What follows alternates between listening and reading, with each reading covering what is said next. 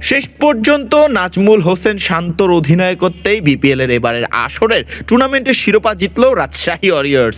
হেলিকপ্টারে করে আসা ট্রফিটির মালিক এখন বিপিএল এর দল রাজশাহী ওয়ারিয়র্স। টুর্নামেন্ট জুড়ে ছন্দে থাকা দল চট্টগ্রাম রয়্যালসের শিরোপা জেতার স্বপ্ন রীতিমতো ব্যাট হাতে তছনছ করে দিয়েছেন তানজিদ হাসান তামিম। তানজিদ হাসান তামিমের শতকে এবং চট্টগ্রাম রয়্যালসের ব্যাটারদের আসা যাওয়ার মিছিলে ঠিকই এবারের বিপিএল এর শিরোপা নিজেদের করে নিয়েছে রাজশাহী ওয়ারিয়র্স।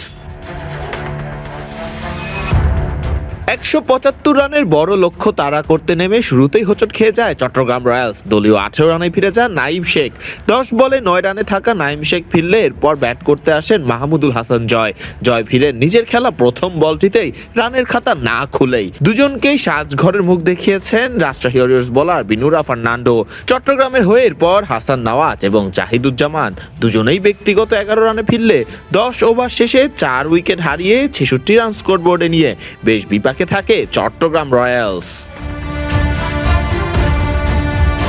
চট্টগ্রাম রয়্যালসের হয়ে ওপেনার মির্জা তাহির বেগ এক প্রান্ত থেকে ব্যাট হাতে চেষ্টা চালিয়ে গেলেও চট্টগ্রাম রয়্যালসের বাকি ব্যাটারদের আসা যাবার মিছিলে ম্যাচ থেকে ছিটকে যায় চট্টগ্রাম রয়্যালস। ফলে পুরো টুর্নামেন্ট নানা অস্থিরতার মাঝে ছন্দে থাকা চট্টগ্রাম রয়্যালস শেষ পর্যন্ত তীরে এসেই তরি ডুবালো।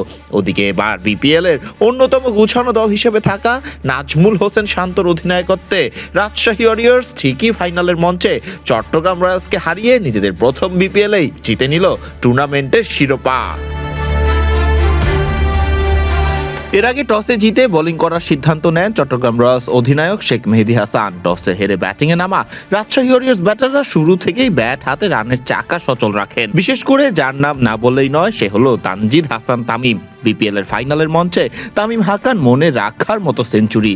7 ছক্কা এবং 6 চারের সাহায্যে তামিম 62 বলে 100 করে সাজঘরে ফিরলেও ততক্ষণে যে স্কোরবোর্ডে রাজশাহী ওয়ারিয়র্স রান তুলে ফেলেছে 163।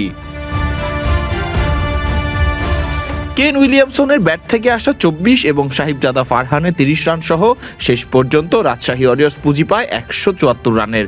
এলোমেলো বোলিং করা চট্টগ্রাম রয়্যালসের বোলাররা এদিন বোলিংয়ে ছিলেন বেশ ছন্দহীন। শরীফুল ইসলাম এবং মুকিদুল ইসলাম মুগ্ধ 2টি করে উইকেট পেলেও বাকি বোলাররা ছিলেন বেশ খরুচে।